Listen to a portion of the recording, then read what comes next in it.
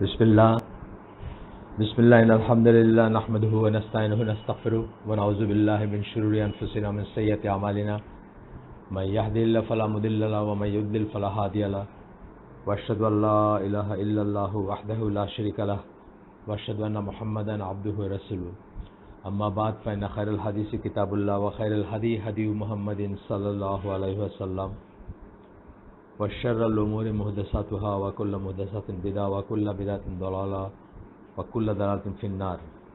अस्सलामु आलैकुम व रहमतुल्लाहि व बाराकातुहू। আমরা পড়তেছিলাম the attitude of the righteous salaf or Ahlus Sunnah wal Jamaa includes the following, এই বলে কিছু পয়েন্ট করছিলেন। সেই অ্যাটিটিউড, দৃষ্টিভঙ্গি, মনোভাব, আচরণ, অ্যাটিটিউড কথার আন্ডারে যেটা আসবে আর কি, কোনো একটা জিনিসের প্রতি কেমন মনোভাব পোষণ করবেন, কিভাবে নেবেন একটা কিছুকে, বা এর প্রতি দৃষ্টিভঙ্গিটা কি হবে, জীবনের প্রতি, মুআমালাতের প্রতি, ডে টু ডে ডিলিংয়ের প্রতি, বা দিনের ব্যাপারগুলোর প্রতি, এটারই একটা পয়েন্ট করে পড়তেছিলাম আমরা। আজকে যেখানে শেষ করেছিলাম সেখান থেকে পড়ব।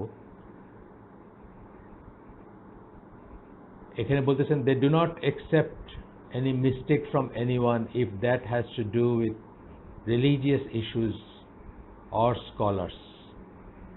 Rather they reject it, but they make excuse for the person who said it, if he is one of those who excuse may be accepted.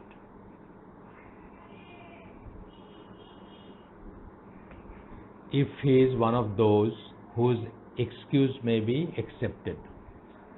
কি বললেন, যে কোনো মিস্টেক দিনের ব্যাপারে অথবা স্কলারদের ব্যাপারে কোনো কেউ যদি কোনো ভুল কিছু বলে, সেটা একসেপ্ট করে না আহলুস সুন্নাহ ওয়াল জামা, তারা সেটাকে রিজেক্ট করে, তারা সেটাকে প্রত্যাখ্যান করে। যদি কেউ কোনো ভুল কথা বলে বা ভুল কিছু প্রপাগেট করে, বা কোনো স্কলার সম্বন্ধে বা দিন সম্বন্ধে, দিনের কোনো ব্যাপার সম্বন্ধে ভুল কিছু বলে, rather they reject it, but when they make excuses, but they make excuses for the person who said it, if the person or the person, or if he is one of those whose excuse may be accepted. কিন্তু একজন ব্যক্তিকে ক্ষমা করে দেয় তারা, যদি তার যে অজুহাত আছে, তার যে রিজনস আছে একটা ভুল কিছু বলার জন্য, সেটা যদি গ্রহণযোগ্য হয়। যেমন ধরেন, আমরা এমনি বলি যে আলোচনা, যেমন জাস্ট এই প্রসঙ্গে ওইটা আসলো বলে বলতেছি, মানে এক্স্যাক্টলি সেম জিনিস না। ধরেন একজন লোক একটা স্টেটমেন্ট, একটা বক্তব্য দিল, যেটা আসলে কুফর অথবা শিরকের পর্যায়ে পড়ে বক্তব্যটা। এখন এটা আহলুস সুন্নাহ জামা কি করবে? রিজেক্ট করবে, কিছুতেই সেটা গ্রহণ করবে না, অবশ্যই করবে না। কিন্তু সেই লোকটাকে কিন্তু রেডিলি কাফির বা মুশরিক বলতেছে না, কারণ তার একটা অজ্ঞতার অজুহাত থাকতে পারে। যেই জন্য আমরা পড়ছি, শুরু থেকে অনেকবারই এই কথাটা উচ্চারিত হয়েছে, বা আমরা অনেকবারই মেনশন করছি, যে তার উপর হুজ্জত কায়েম করা ছাড়া তাকে কখনোই কাফের বা মুশরিক জ্ঞান করা হবে না, করবে না আহলুস সুন্নাহ জামা। হুজ্জত কায়েম করা মানে কি? তাকে ডেকে বোঝাবে যে, ভাই তুমি কি এটা জানো যে এটা এরকম, আল্লাহ রাসূল এরকম বলছেন, আল্লাহ এরকম বলছেন।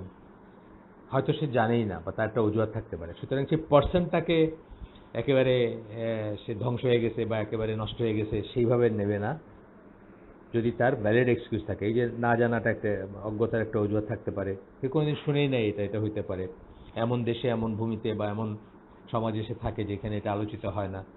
যেমন ধরেন আমাদের কথা আমি বলছি না, যে আমাদের দেশে আমরা যখন বড় হচ্ছি, বা যারা দিন শিক্ষা করেন, তারা কতগুলো জিনিস শোনেন না, জানেনও না। যেমন ইমান বিনষ্টকারী বিষয়গুলো জানেন না, মেথডিক্যালি পড়েন না বা শিখেন না। বা ধরেন আল ওয়ালা ওয়াল বারা যেটা আমরা বলি, সেটা এই দেশে পড়ানো হয় না, বা পড়লেও ওইভাবে চর্চা করা হয় না, এই সমস্ত ব্যাপার আর কি। তাহলে কি বুঝলাম আমরা? যে ভুলটাকে অ্যাকসেপ্ট করবেন না, রিজেক্ট করবেন।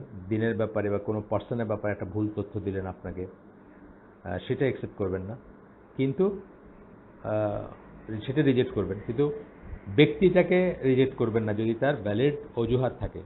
কিন্তু আপনি বোঝানোর পরেও যদি সে ইনসিস্টেন্টলি সেটার উপর থাকে তাহলে তাকেও রিজেক্ট করা হবে।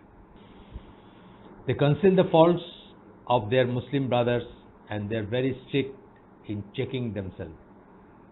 মুসলিম ভাইদের দোষ ত্রুটি তারা ঢেকে রাখেন।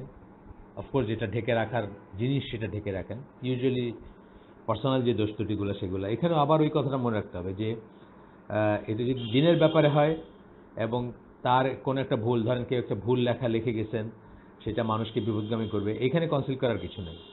আমরা আগেই বলছি যে গীবতের 6টা ক্লজের গীবত জায়েজ, কখনো কখনো ওয়াজিবও হইতে পারে তার দোষ এক্সপোজ করা। তার ভিতরে একটা হচ্ছে এটা যে দিনের ব্যাপারে, দিনের ধরেন ইসলামের উপর একটা বই লিখে গেছেন একজন, উনি জানতেন না বা যে কারণে হোক ভুল করে এমন জিনিস লিখে গেছেন যেটা অন্য মানুষকে বিপদগামী করবে, এখানে কনসিল করার কোনো স্কোপ নাই, এটাকে এক্সপোজ করতে হবে। কিন্তু পার্সোনাল ফল্ট কার, এমনকি মৃত্যুর সময় জানেন তো যে মানে যারা জানাজার গোসল করান তারা হয়তো একজন মানুষকে জানাজার আগে যে গোসল করানো হয়, মৃতকে যে দাফন করার আগে যে গোসল করানো হয়, সেই সময়ে হয়তো একজন মানুষের ভিতরে যে তার গোপন কিছু ত্রুটি বা আয়েব থাকতে পারে, যেটা যেটা অন্যরা জানে না, কিন্তু যিনি গোসল করালেন সেটা জানেন, তিনি জানেন বা তিনি বুঝলেন বা তিনি আন্দাজ করলেন, সেটাও কিন্তু ঢেকে রাখার কথা বলা হয়েছে, মানে সেটাও উনি এক্সপ্রেস করবেন না।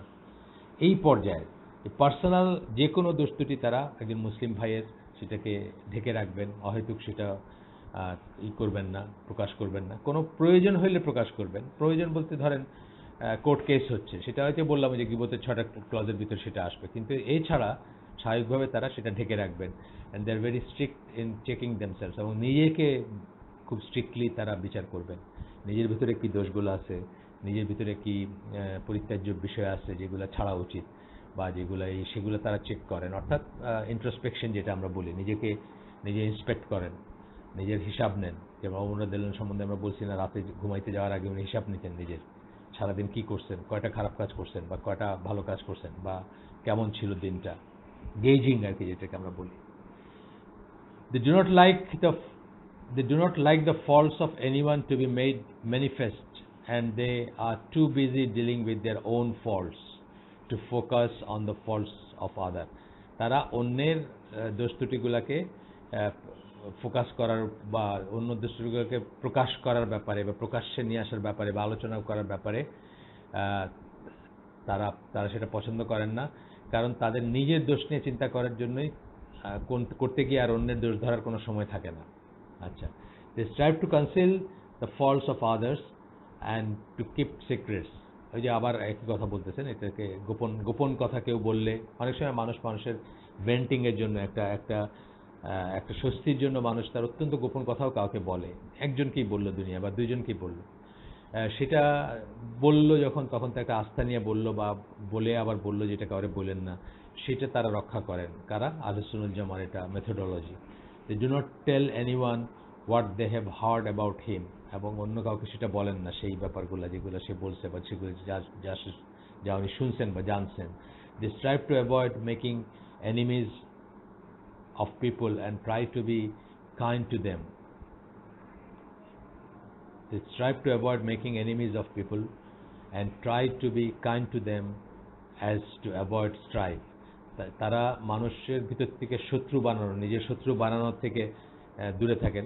শত্রু বানানোর একটা এখানেই বোঝা যাচ্ছে যে আপনি যদি কারো দোষ এক্সপোজ করেন, কারো সম্বন্ধে চগলখড়ি করেন, কারো পেছনে কথা বলেন, এটা কোনো না কোনো দিন জানা হবে এবং আপনার শুধু শত্রু বাড়াবেন। কিন্তু আপনি যদি চুপ থাকেন, আপনার শত্রু, বোবার শত্রু নাই বলেন একটা কথা, আপনার শত্রু অনেক কম থাকবে বা অনেকই।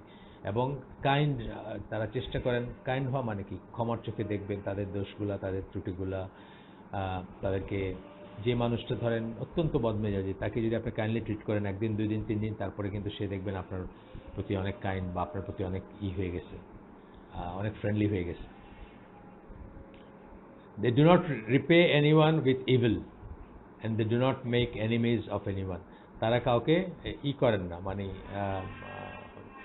রিপে এনিওয়ান উইথ ইভিল, মানে কেউ আপনার একটা খারাপ কাজ করছে সেটাকে খারাপ কাজ দিয়ে সেটাকে কাউন্টার করেন না, বরং খারাপকে ভালো দিয়ে দূর করার চেষ্টা করেন।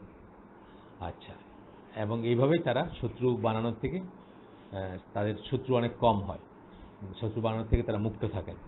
অন্তত পার্সোনাল লেভেলে আপনি দেখবেন যে আমাদের বড় বড় স্কলার যারা, আলবানি, বা আপনার উসাইমিন বা আব্দুল আজিজ বিন বাজ, তারা অত্যন্ত ওয়েল বিহেভ ছিলেন, অত্যন্ত সদয় ছিলেন মানুষের প্রতি, এবং পার্সোনাল লেভেলে তাদেরকে কেউ কোনো শত্রুতা পোষণ করতো না বা করে না। তো মানহাজগত দিক দিয়ে ধরেন যারা বিদাতি বা যারা শিরকের উপর আছে তারা তাদেরকে ঘৃণা করে বা তাদেরকে শত্রু মনে করে, সেটা অন্য জিনিস। কিন্তু আপনার পার্সোনাল লেভেলে তাদের কাছে কেউ গেছে, তারা মিসবিহেভ করছেন, এমন কোনো বর্ণনা কোথাও পাবেন না। বরং উল্টাটা, আমি আপনাদেরকে আগেও বলছি বোধহয়, আমাদের এই 2012-13 দিকে বোধহয় একজন ব্রিটিশ কেমনে কেমনে খুঁজতে খুঁজতে আইসিসিতে এসে হাজির। সে ব্রিটিশ মুসলিম, আমার চেয়েও বড় সে বয়সে, বেলাল ফিলিপসদের এজ গ্রুপের। বেলাল ফিলিপসকে চিনে, তার ফ্রেন্ড বলল, ভাই ওমর নাম ছিল তার। তো সে ইংল্যান্ডে একবার শাহাদা গ্রহণ করছে, আর পরে সৌদি আরবে গিয়ে আব্দুল আজিজ বিন বাজ দেশে ছিলেন। যেহেতু সে সাদা চামড়া কনভার্ট, মানে তার একটা অ্যাক্সেস ছিল বা তাকে রাষ্ট্রীয়ভাবে তার সাথে দেখা করতে দেওয়া হয়েছে। তো আব্দুল আজিজ বিন বাজের কথা উনি বলতেছিলেন যে আমি রুমে ঢুকে ওনার 2-4টা কথা বা ওনার প্রেজেন্সে আমি বুঝলাম যে হি ইজ নট লাইক আস। এই কথাটা যে উনি বোঝাতে চেয়েছেন যে উনি আমাদের মতো সাধারণ কেউ না। কি দিয়ে বুঝছেন সেটা? তার এত সুন্দর ব্যবহার, এত মানে ম্যাগনেটিক এই মানে কি বলবো, পার্সোনালিটি, সবাইকে আপন করে নেওয়ার বা সবার প্রতি সদয় বা সুন্দর করে ব্যবহার করার, এটা দিয়ে উনি বুঝছেন যে উনি আমাদের মতো না। তো এই ব্যাপারটা আর কি, যে তারা ক্ষমা করেন মানুষকে, এবং তারা কোনো একটা খারাপ জিনিসকে, মানে তারা বলতে আহলে সুন্নাত জামার কথা বলতেছি আমি, আহলে সুন্নাত জামার মেম্বার যারা বা সদস্য যারা বা যারা আমরা সবাই যেটা হইতে চাই, হইতে গেলে এই চরিত্রগুলো থাকতে হবে আমাদের, যে আমরা খারাপকে খারাপ দিয়ে কাউন্টার করি না, খারাপকে ভালো দিয়ে করি। ধরেন একজন মানুষ আমাকে সালাম করলো না, করে না, সেটার জন্য আমি তার সালাম করা বাদ দিলাম, সেটা না করে আমি আগে বাড়ি তাকে সালাম করবো। একটা ছোট্ট উদাহরণ দিলাম, মানে এরকম আরও অনেক কিছু আসবে। রাসূল সাল্লাল্লাহু আলাইহি ওয়াসাল্লাম একটা হাদিস আসতেছে, মুসলিমের হাদিস, এখানে বলতেছেন যে স্ল্যান্ডারার, যে স্ল্যান্ডার করে, স্ল্যান্ডার মানে পেছনে যে, পেছনে না মানে যে অপবাদ দেয়। গীবত আর ইসের ভিতরে একটা তফাৎ বলছিলাম, গীবত কিন্তু সত্যি কথা, আর স্ল্যান্ডার হচ্ছে মিথ্যা কথা। স্ল্যান্ডার হচ্ছে মিথ্যা কথা, যে মানে যে অন্য সম্বন্ধে মিথ্যা কথা, মিথ্যা দোষ বলে বেড়ায় বা তার সম্মানহানি করে, তার কথা বলতেছেন যে will no slanderer will enter paradise. মানে যারা এইসব করে, তারা অপবাদ দেয়, আরবিক শব্দটা হচ্ছে কাত্তাত, তারা জান্নাতে যাবে না। মুসলিমের হাদিস। আরেকটা, according to a version narrated by Muslim, আরেকটা ভার্সন বলতেছেন, সেটা হচ্ছে আপনার, সরি এটা বুখারী হাদিস, মাফ করবেন, এটা বুখারী হাদিস। এই হাদিসটা বুখারী হাদিস, যেটা মাত্র বললাম স্ল্যান্ডারের সম্বন্ধে অপবাদ দেয় যে সেটা। আর মুসলিমের হাদিস হচ্ছে এটা। এখন আরেকটা বলতেছেন যেটা, যে এটার আরেকটা ভার্সন হচ্ছে নো নামাম। নামাম মানে হচ্ছে নামিমা। নামিমা যারা করে, মানে নামিমা মানে হচ্ছে চগলখড়ি। আমাকে এসে বললো আপনার কথা, আপনি আমার সম্বন্ধে এরকম বলছেন, আপনার কাছে গিয়ে বললো আমার কথা যে উনি আপনার সম্বন্ধে এরকম বললেন, তাতে কি হলো? দুজনের ভিতরে কিন্তু লেগে গেল। ঝগড়া লাগলে তো লাগলোই, আর ঝগড়া না হলেও মনটা মেঘাচ্ছন্ন হয়ে থাকবে, আর আমার প্রতি আপনার বা আপনার প্রতি আমার আর কোনোদিন ভালো একটা ইমপ্রেশন থাকবে না, বা সবসময় খারাপ একটা থাকবে। এইটা যারা করে বেড়ায় তাদেরকে চগলখড় বলে। তো এই ইসে বলছেন আর কি, একটাতে বললেন স্ল্যান্ডারের কথা, আর মুসলিমের যেটা বললাম একটা ভার্সনে, সেটাতে বলতেছেন চগলখড় যারা, তাদের কথা, তারা জান্নাতে যাবে না। মোট কথা এই জিনিসগুলা অত্যন্ত গর্হিত ইসলামে, এবং আমরা কনসিয়াসলি নিজেকে করে, মানে নিজেকে বিশ্লেষণ করে কনসিয়াসলি এই জিনিসগুলো অ্যাভয়েড করার চেষ্টা করব, সিঙ্গেল আউট করে চেষ্টা করব নিজের থেকে দূর করা। সহজ না এটা। আমাদের দেশের মানুষের একটা পাস টাইম হচ্ছে অন্যকে নিয়ে কথা বলা, এটা অত্যন্ত অত্যন্ত বড় একটা ব্যাধি আমি মনে করি। আপনি খেয়াল করবেন, চুপ করে থাকবেন, কোনো একটা দাওয়াতে গেছেন বা কোনো একটা মজলিসে, বা মজলিস বলতে দিনের মজলিস বলতেছি না, জাস্ট একটা মানে কোথাও একটা গ্যাদারিং হয়েছে, দেখবেন যে আস্তে আস্তে কথাগুলো কিন্তু সেখানে চলে যায়, যে কোনো দুজন পার্সন থার্ড একটা পার্সনকে নিয়ে কথা বলতেছে, ভালো মন্দ যাই হোক, মানে থার্ড পার্সনের কথা বলাটা ইটসেলফ একটা অপছন্দনীয় জিনিস। আচ্ছা, যা কারো অ্যাবসেন্সে তাকে নিয়ে কথা বলা বা করা, আলটিমেটলি গিবতে যাবেই বা গিবতের দিকেই যাবে। এক্সেপশন আছে, খুব খুব ভালো আমল যারা তারা হয়তো কখনো সেটা করবে না, আমি জেনারেল কথাটা বলছি, বাংলাদেশের জেনারেল ক্রস সেকশনের কথা বলতেছি। আচ্ছা, এরপরে আসতেছে, এরপরের পয়েন্টটা হচ্ছে they close the door of গিবা মানে গিবত, গিবতের দরজা তারা বন্ধ করে দেন। In their gatherings and guard their tongues against it lest their gatherings become gathering of sin. তারা গিবতের দরজা বন্ধ করে দেন যেখানে তারা জমায়েত হন বা একত্রিত হন। আমি যেটা একটু আগে বললাম, বাংলাদেশি মানুষের সাধারণ অভ্যাস, যেটা চায়ের দোকানে হোক বা অন্যখানে হোক, সেটা তারা আলোচনার জামা সেটা তারা বন্ধ করে দেন সেই দরজাটা। And guard their tongues against it lest their gathering, এবং নিজের জিহ্বাকে তারা সংরক্ষণ করেন যেন তাদের সমাবেশ বা তাদের মজলিস যেন গুনার মজলিস না হয়ে যায়। এটা দেখবেন আপনি, আমিও দেখছি এরকম মানুষ যে উনি পার্টিসিপেট তো করবেনই না, বরং ভাবে ভঙ্গিতে বোঝাই দেবেন যে উনি এটার থেকে মুক্ত, অথবা স্ট্রেট বলে দিবেন যে এই কথাগুলো আমরা না বললেই ভালো হয়, কারণ উনি নাই যার কথা সম্বন্ধে বলতেছি, বা কিছু একটা করে। আমার আত্মীয় স্বজনের ভিতরে আছে, আমরা তখন তো অত বুঝতাম না যখন বড় হচ্ছি বা যখন দিনের পথে আসি নাই। আমরা দেখতাম যে আমরা হয়তো একটা কিছু নিয়ে গল্প করছি, উনি এটাতে একেবারে অ্যাবসেন্ট, মানে থাইকাও এখানে নাই, অথবা উঠে চলে গেলেন, অথবা মুখে বলেই ফেললেন যে থাক, এটা নিয়ে কথা বলার দরকার নেই। এরকম আমরা আমাদের আত্মীয় স্বজনের ভিতরে আছে বা দেখছি, আমরাও সবাই সেরকম হওয়ার চেষ্টা করবো ইনশাআল্লাহ। তো এখানে সূরা হুজুরাতের 12 নম্বর আয়াত, খুব ফেমাস আয়াত, এটা কোট করতেছেন আপনারা। আমি আগেও বলছি আপনাদেরকে যে সূরা হুজুরাতটা সময় করতে পারলে ভালো করে একটা তফসির থেকে পড়বেন সবাই, এটা অত্যন্ত ইম্পর্টেন্ট একটা সূরা। সব সূরাই ইম্পর্টেন্ট, তারপরে জীবনের এক একটা দিক নিয়ে এক একটা সূরায় হয়তো বেশি স্ট্রেস করা হয়েছে। তো সূরা হুজুরাতে ডেইলি লাইফের বেশ কিছু ইম্পর্টেন্ট জিনিসকে খুব স্ট্রেস দিয়ে আলোচনা করা হয়েছে। এবং সূরা হুজুরাতের আপনাদেরকে আগেও বলছি যে একটা গোটা বই আছে, বেলাল ফিরোজের একটা তফসির আছে, পাওয়া যায় বাজারে, সেটা চাইলে কালেক্ট করতে পারেন এবং সেটা পড়তে পারেন। তো এখানে যে আয়াতটা আংশিক কোট করতেছেন, সেটা সূরা হুজুরাতে মাত্র 18টা আয়াত, কিন্তু আয়াতগুলো বড় বড় একটু। তো এখানে একটা অংশ আংশিক কি করতেছেন, সেখানে বলতেছেন নাইদার ব্যাকবাইটিং, মানে মানে গীবতের কথা বলতেছেন, would one of you like to eat the flesh of his dead brother, তোমাদের কেউ কি তার মৃত ভাইয়ের গোশত খাইতে পছন্দ করবা? অর্থাৎ এমনিতেই মানুষের গোশত এটা তো হারাম, তারপরে মৃত তো হালাল যেগুলো সেগুলো হারাম। সেইখানে বলতেছেন মৃত ভাই, তোমার ভাই মরে গেছে, তার গোশত কি তুমি খাইতে পছন্দ করবে না? এত ঘৃণ্য একটা জিনিস এটা গীবতটা, সেটা আল্লাহ বোঝাচ্ছেন।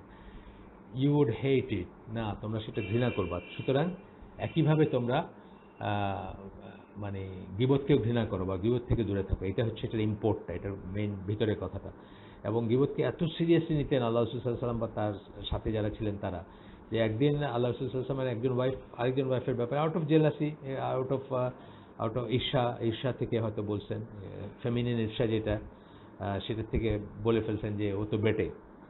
আসলেও উনি বেটে ছিলেন, অন্য ওয়াইফ যার কথা বলতেছেন, কো ওয়াইফ আর কি, আসলেও উনি বেটে। কিন্তু রাসূল ইসলাম বলছেন তাকে যে তুমি এমন একটা কথা বললা যেটা সমুদ্রে ফেলে দিলে সমুদ্রের পানি বিবর্ণ হয়ে যেত। আমি সামারিটা বললাম, অর্থাৎ রং কালো হয়ে যেত বা চেঞ্জ হয়ে যেত রং, যদি তোমার এই কথাটা সমুদ্রে ফেলা হতো। মানে এত গর্হিত একটা কথা বললা, অথচ যার কথা বলছেন উনি বেটেই ছিলেন। তো আমরা মানে উম্মুল মুমিনিনদের যদি এই এই এই ব্যাপার হয়, তাদের ব্যাপারে যদি রাসূল সাল্লাল্লাহু আলাইহি ওয়াসাল্লাম এটা বলেন, আমাদের অবস্থা কত করুণ চিন্তা করেন, বা আমরা কত কত লুজ আমাদের টান। আচ্ছা, এরপরে বলতেছেন আরেকটা পয়েন্ট, নেক্সট পয়েন্টটা হচ্ছে they are very shy and modest, shy, লাজুক, মডেস্ট, হায়া যেটাকে আমরা বলি, তাদের অনেক হায়া থাকে। কাদের? আলোচনাল জামাত। মানুষের চরিত্র বৈশিষ্ট্য হচ্ছে, বা তাদের অ্যাটিটিউড, তাদের দৃষ্টিভঙ্গি, তাদের মনোভাব, তাদের আচরণ এর আওতায় আসতেছে যে তারা কি শাই, লাজুক, এমন মডেস্ট। মডেস্ট মানে হচ্ছে যারা অশ্লীলতার উল্টাটা, মানে শালীন, তারা অশ্লীল কথা মুখে আসে না, অশ্লীল কথা মুখে বলেন না বলে। আল্লাহ রাসূল সাল্লাল্লাহু আলাইহি ওয়াসাল্লাম এত লাজুক ছিলেন, তাকে মানে কুমারীদের সাথে তুলনা করা হতো। কুমারী মেইডেন, মানে কুমারীরা সাধারণত কি হয়, লজ্জাশীলা হয়, লজ্জা পায়, বা মানে একটা আড়ালে থাকতে চায়, বা নিজেকে জাহির করতে চায় না। আজকাল অবশ্য সেটা ডেফিনেশনই চেঞ্জ হয়ে যাচ্ছে, আজকালকার ইয়াং মেয়েদের দেখে সেটা বোঝার কোনো উপায় নেই। এবং আপনারা হয়তো জানেন যে আজকালকার মেয়েদের কুমারী ভাবারও কোনো উপায় নেই, কারণ 67% অফ সেকেন্ডারি স্কুল বাংলাদেশের সার্ভেতে আসছে যে তারা অলরেডি লাইফ টেস্ট করছে আর কি, অর্থাৎ তাদের যৌন অভিজ্ঞতা অলরেডি হয়ে গেছে সেকেন্ডারি স্কুলে। একটা সার্ভেতে আসছিল সেকেন্ডারি আরবান, বিশেষ করে আরবান পপুলেশনের আর কি, সেকেন্ডারি স্কুল মানে ম্যাট্রিক পাস করতে না করতে বা ইন্টারমিডিয়েট পাস করতে না করতেই তাদের বিবাহ বহির্ভূত জীবনের স্বাদ নেওয়া হয়ে গেছে। সুতরাং তাদেরকে কুমারী ভাবার কোনো স্কোপ নাই, আর কুমারী ভাবার স্কোপ নেই দেখে তাদের লজ্জাশীলতা হয়তো নেই, আল্লাহ আলম, আমি জানি না, হয়তো সেটাও একটা কারণ। তো এখানে বলতেছেন যে যাই হোক, এটা আউট অফ দ্য ওয়ে আসলো। আল্লাহ রসুল ইসলামকে একজন, মানে অনেক ডিসক্রিপশনে আসছে একদম কুমারীর মতো লাজুক ছিলেন, মুখে কোনো অশ্লীল কথা বলতেন না, অশ্লীল কিছু বললে তার চেহারা চেঞ্জ হয়ে যেত, অন্য যদি কেউ বলতেন বা কোনোভাবে আসতো। এমনকি অনেক জায়গায় আপনার অনেক জায়গার একটা নাম থাকে, কোনো কারণবশত একটা নাম এক ধরনের হয়ে যায় যেটাতে একটা অশ্লীল ইম্পোর্ট থাকে বা অশ্লীল ইঙ্গিত থাকে। এরকম একটা অশ্লীল একটা জায়গার নাম যেটাতে অশ্লীলতা ছিল, এই নামটা রাসূলুল্লাহ সাল্লাল্লাহু আলাইহি ওয়াসাল্লাম কোনোদিন উচ্চারণ করেন নাই মুখে। এক্স্যাক্টলি আমি বলতে পারবো না নামটা কি এখন, বাট এটা আমি পড়ছি। তো এই নামটা কখন উচ্চারণ করতেন না রাসূলুল্লাহ সাল্লাল্লাহু আলাইহি ওয়াসাল্লাম, ওই নামে এটাকে বলতেন না, ওই জায়গাটাকে বলতেন না। তো যাই হোক, পোলাইট, লাভিং, ট্র্যাঙ্কুইল। পোলাইট ভদ্র, লাভিং ভালোবাসেন, মানে স্নেহশীল, স্নেহ মমতা থাকে তাদের অন্যদের প্রতি। ট্র্যাঙ্কুইল প্রশান্ত, উত্তেজনা নাই, ছুটাছুটি নাই, হেস্ট নাই, অস্থির চিত্ততা থাকবে না। অ্যান্ড ডিগনিফাইড, এবং ডিগনিফাইড মানে কি মানে সম্ভ্রম এবং সম্মানিত, সম্মান এই সেন্সে যে উনি একটা রেসপেক্ট ক্যারি করেন। আচ্ছা না, কতগুলো জিনিস মানে যেগুলো একজন ডিগনিফাইড মানুষ কখনো করবে না। যেমন ধরেন চুলকাইতে চুলকাইতে মসজিদে দাঁড়ায় চুলকাইতে চুলকাইতে লুঙ্গি উঠায় ফেললো অনেকটুকু, এটা কোনোদিন করবে না একটা ডিগনিফাইড মানুষ, বা যার আছে আত্মসম্মান বোধ আছে, সে এটা কোনোদিন করবে না। সে একটা মহিলাকে যেতে দেখে হা করে তাকায় থাকবে না, মানে আমি জাস্ট উদাহরণ বলতেছি। আচ্ছা, দে স্পিক অ্যান্ড লাফ লিটল, তারা কথা কম বলেন এবং হাসেন কম। এই হাসেন কমটা কিন্তু অত্যন্ত ইম্পর্টেন্ট একটা গুণ। হাসা বলতে কি, হা হা করে হাসা, এটা ইসলামে মানে একেবারে অপছন্দনীয় একটা জিনিস। হাসলে মুচকি হাসি। আল্লাহ রাসূল সাল্লাল্লাহু আলাইহি ওয়াসাল্লাম কখনো সশব্দে করে হাসতেন না, এবং কথা কম বলে তারা, কথা কম বলে তারা। আল্লাহ রাসূল সাল্লাল্লাহু আলাইহি ওয়াসাল্লামের পড়েন আপনি, ওনার পড়বেন, মানে কি বলে, ওনার চরিত্রের বৈশিষ্ট্য পড়বেন বা এসে দেখবেন যে উনি শুনতেন বেশি, বলতেন কম। কেউ কোনো কথা, কোনো মাসলাহাত বা কোনো ব্যাপার নিয়ে যদি আসতো, কোনো জিনিসের পরামর্শ করতে আসতো বা করতে আসতো, তখন দেখা যেত যে উনি পুরাটা শুনে তারপরে কথা বলতেন। ইংরেজিতে একটা ফ্রেজ আছে, the less you talk the more you are listen to. যত কম কথা বলবেন তত বেশি মানুষ আপনাকে শুনবে বা মানুষ মনোযোগ দিয়ে আপনাকে শুনবে। সো এখানে বলতেছেন যে they keep silent a great deal, অনেক তারা আলোচনা জামা কি করে, আল্লাহ রাসূল সাল্লাল্লাহু আলাইহি ওয়াসাল্লাম অনুসরণ করতে গিয়ে তারা চুপ থাকে বেশি।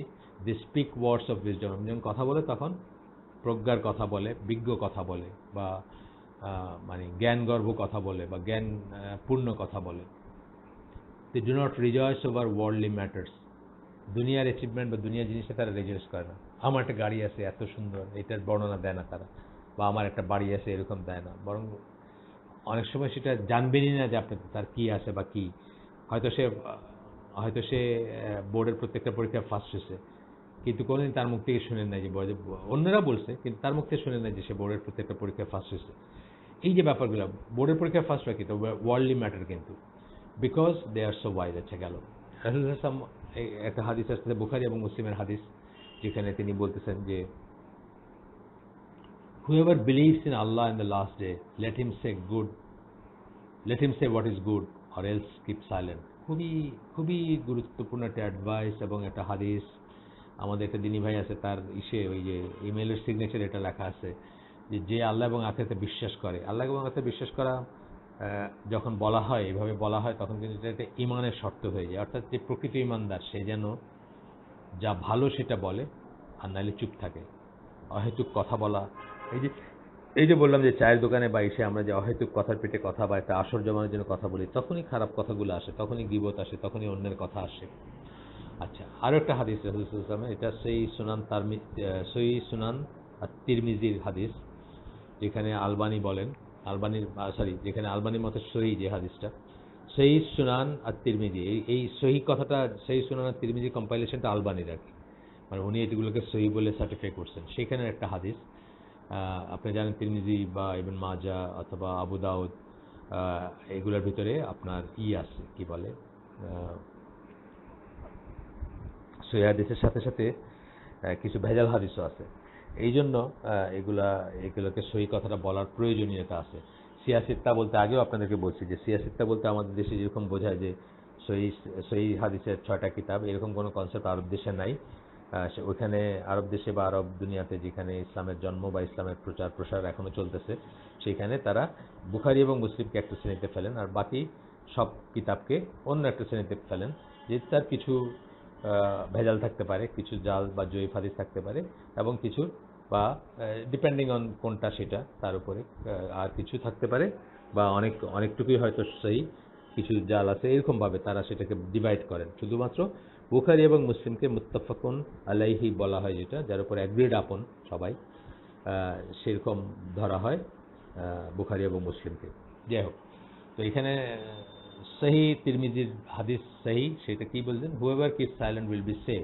এটা আরেকভাবে বলা কথাটা, আল্লাহ রাসূল সাল্লাল্লাহু আলাইহি ওয়াসাল্লাম আরেকভাবে বলেন কথাটা, যে সে নাজাত প্রাপ্ত হবে, সে বেঁচে যাবে। অর্থাৎ কিসের থেকে? জাহান্নাম থেকে বেঁচে যাবে। কে?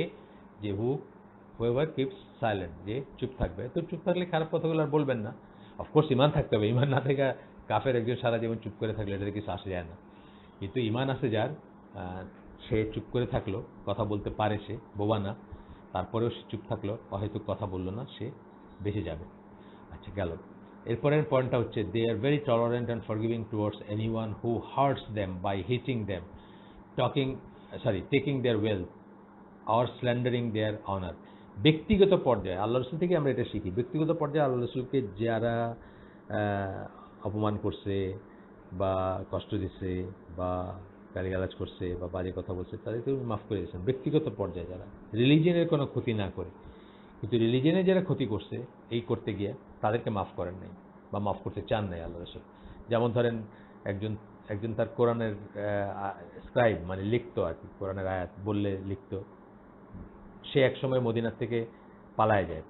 পালায় গিয়ে মক্কায় গিয়ে আল্লাহ রাসূল সাল্লাল্লাহু আলাইহি ওয়াসাল্লামকে অনেক আজেবাজে কথা বলে। সেই আজেবাজে কথাগুলো কি ধরনের ছিল? কোরআন নিয়ে, ইসলাম নিয়ে আজেবাজে কথা ছিল, নট পার্সোনাল যে ছিল তা না। এগুলা ইসলামকে হার্ম করে, কোরআনকে হার্ম করে, ইসলামকে হার্ম করে, বা দিন ইসলামের শত্রুতা পোষণ করতো সে। তাকে কিন্তু আল্লাহ রাসূল মাফ করতে চান নাই। আপনারা জানেন গল্পটা, যে পড়ে থাকেন, মক্কা বিজয়ের পরে তাকে নিয়ে আসা হয়েছিল, সে মাফ চাইছে আল্লাহ রাসূলের কাছে। অনেকেই চাইছে, যারা মাফ করে দিয়েছেন উনি, কিন্তু সে ছিল ওয়ান্টেডদের একজন। তাকে কিন্তু আল্লাহ রাসূল মাফ করতে চান না, অনেকক্ষণ চুপ করেছিলেন। তারপরে একসময় বলছেন, ঠিক আছে যাও।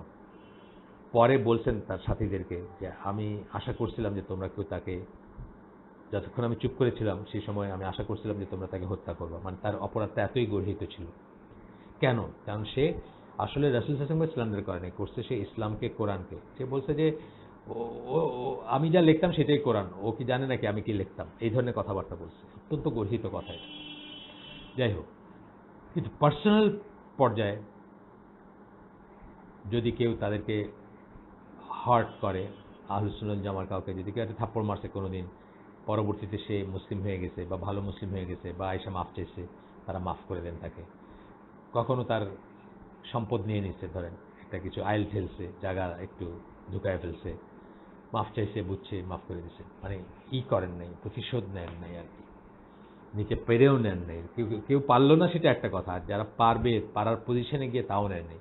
আল্লাহ রাসূল যখন মক্কা বিজয় করেন, মক্কা বিজয়ে চাইলে কি করতে পারতেন?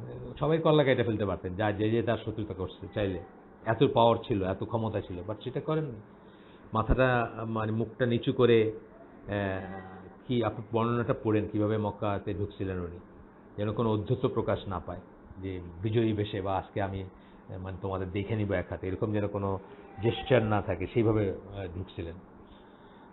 যাই হোক, অথবা স্ল্যান্ডারিং দেয়ার অনার, অথবা আল্লাহ রাসূল সাল্লাল্লাহু আলাইহি ওয়াসাল্লাম ব্যক্তিগতভাবে আল্লাহ রাসূল সাল্লাল্লাহু আলাইহি ওয়াসাল্লামকে কেউ কিছু বলছে, কেউ পাগল বলছে, কেউ এটা বলছে বা আরও কিছু বলছে, ধরেন মানে ব্যক্তিগতভাবে কেউ কিছু বলছে, সেটাকে উনি মাফ করে দিয়েছেন। তার গলায় নাড়ি বুড়ি চাপাই দিয়েছে, এটা ব্যক্তিগত অ্যাটাক ছিল, এটাকে মাফ করে দিয়েছেন, বা এই ধরনের জিনিসকে মাফ করে দিয়েছেন। আচ্ছা, এরপরে একটা আসতেছে, আপনার, এটা আগেও পড়ছি আমরা, আবার পড়তেছি, সূরা আলে ইমরান 134 নম্বর আয়াত। হুয়েভার রিপ্রেস হু রিপ্রেস অ্যাঙ্গার, বর্ণনা দিতে গিয়ে বলতেছেন কারা মুহসিন। মুহসিন, আমরা আপনাকে আগে বলছিলাম মুহসিন কারা, যাদের ভিতরে ইহসান আছে। আর আপনাদেরকে বলছি যে ম্যাট্রিক, ইন্টারমিডিয়েট ডিগ্রি এ মাস্টার্স। ইন্টারমিডিয়েট হচ্ছে ইসলাম, ধরেন মনে রাখার জন্য আর কি। যারা ইসলামের উপর থাকে, ইসলাম পালন করে, তাদেরকে মুসলিম বলা হয়, সারেন্ডার করে নিজেদেরকে, নিজেদের উইলকে আল্লাহর উইলের কাছে। তারপরে স্টেজ হচ্ছে, ডিগ্রি হচ্ছে আপনার ইমান, বা যা ইমান যাদের আছে তাদেরকে মুমিন বলা হয়, অর্থাৎ যে বুঝে শুনে সজ্ঞানে সব কিছু জেনে বুঝে তারপরে ইমান আনে বা বিশ্বাস করে এবং সেগুলোর উপর প্রতিষ্ঠিত থাকে, মুমিন। তারপরে এবং নিশ্চয়তা সহকারে বিশ্বাস করে। তারপরে স্টেজ হচ্ছে ইহসান। ইহসান হচ্ছে মাস্টার্সের মতো সবচেয়ে হায়েস্ট স্টেজ। সেটার উপর যারা থাকেন তাদেরকে আমরা কি বলি? মুহসিন বলি। মুহসিনের অনেক ডেফিনেশন আছে, মানে আল্লাহ রাসূল সাল্লাল্লাহু আলাইহি ওয়াসাল্লাম তার হাদিস জিবরিলে যেটা বলছিলেন সেটা হচ্ছে যে তুমি এমনভাবে আল্লাহর ইবাদত করো যেন তুমি আল্লাহকে দেখো। ইহসানের ডেফিনেশন বলতেছেন। ইহসান হচ্ছে যে তুমি এমনভাবে আল্লাহর ইবাদত করো যেন তুমি আল্লাহকে দেখো, আর যদি তুমি তাকে নাও দেখো তাহলে জেনে নাও যে তিনি তোমাকে দেখেন। অর্থাৎ সর্বদা আল্লাহ সম্বন্ধে কনসিয়াস থাকা, আল্লাহ যে আমাদেরকে দেখতেছেন সেটা সম্বন্ধে কনসিয়াস থাকা। এটার আরও ডেফিনেশন আছে ইহসানের। একটা হচ্ছে doing things beautifully for the sake of আল্লাহ, সব কিছুকে সুন্দর করে করা আল্লাহর জন্য, সকল কাজকে। এটা এটা মান্ডেনও হতে পারে কাজটা, একটা মুরগি জবাই করতেছেন, সেটা ব্লেডটা ধারালো ব্লেড নিলেন যাতে মুরগিটার কষ্ট কম হয়, এবং যতটুকু কাটার কথা ডিফাইন করা আছে ততটুকু কাটলেন বিসমিল্লাহ আল্লাহু আকবার বলে, যেভাবে করার কথা সেটা করলেন। এত এই সব কিছু সুন্দর করে করলেন শুধু এই কথা মনে করে যে আল্লাহ খুশি হবেন বা আল্লাহর জন্য, doing things beautifully for the sake of আল্লাহ। এটা হচ্ছে মুহসিনের ডেফিনিশন। তো এখানে বলতেছেন যে মুহসিনদের চরিত্র বৈশিষ্ট্য বলতে গিয়ে আল্লাহ নিজে বলতেছেন সূরা আলে ইমরান 134 নম্বর আয়াতে যে হু রিপ্রেস অ্যাঙ্গার, যারা রাগ অবদমন করে, রাগ দমায়। রাগ আমাদের সবাই থাকে, আল্লাহ রাসূলের ছিল, কিন্তু তার চেহারা লাল হয়ে যেত, কিন্তু কথায় বার্তায় বা দুর্ব্যবহারে সেটা ফুটে উঠতো না, আমাদের মতো হইতো না। অ্যান্ড হু পার্ডন ম্যান, এবং মানুষকে যারা ক্ষমা করে, মানুষকে ক্ষমা করে দেয়। ভ্যারিলি আল্লাহ লাভস আল মুহসিনিন, নিশ্চয়ই আল্লাহ মুহসিনিন যারা তাদেরকে ভালোবাসে। ওয়াল্লাহু ইউহিব্বুল মুহসিনিন, এটার অংশটাই শেষ অংশটা আর কি। তো আমরা দেখলাম কি যে তাহলে মাফ করে দেওয়া বা রাগ যেটা ছিল বা যদি থেকে থাকে সেটা অবদমন করা, এগুলো হচ্ছে আল্লাহর কাছে খুবই পছন্দনীয় জিনিস, এবং আল্লাহ তাদেরকে ভালোবাসেন। আর আল্লাহ কাউকে ভালোবাসা মানে কি? সে জান্নাতি, সে নাজাতপ্রাপ্ত, সে বিজয়ী, আল্লাহ যদি কাউকে ভালোবাসেন। সুতরাং আল্লাহর ভালোবাসা পাওয়ার একটা শর্টকাট রাস্তা হচ্ছে এটা, যে মানুষকে মাফ করবেন, মানুষের রাগ অবদমন করবেন এবং মানুষকে মাফ করে দিবেন। এটা একটা শর্টকাট রাস্তা। অফকোর্স ফরজ ইবাদত বা ফরজিয়াতগুলো আদায় করতে হবে। আপনি নামাজ পড়েন না, কালকে মানুষকে মাফ করলেন, মাদার তেরেসা হয়ে গেলেন, তাহলে তো কোনো লাভ নেই। এটা বোঝার ব্যাপার আছে। সুবহানাকা আল্লাহুম্মা বিহামদিকা আশহাদু আল্লা ইলাহা ইল্লা আনতা আস্তাগফিরুকা ওয়া আতুবু ইলাইক। আমরা যে শুনলাম তার ভিতরে ভালো কিছু শুনে থাকলে সমস্ত প্রশংসা আল্লাহর, এবং খারাপ কিছু শুনে থাকলে সমস্ত ব্যর্থতা আমার, এবং সেটা শয়তানের তরফ থেকে। ভালো যা শুনলাম সেটা যেন জীবনে আমল করতে পারি, আল্লাহ যেন তৌফিক দেন সেই দোয়া করি। আসসালামু আলাইকুম ওয়া রাহমাতুল্লাহি ওয়া বারাকাতুহু।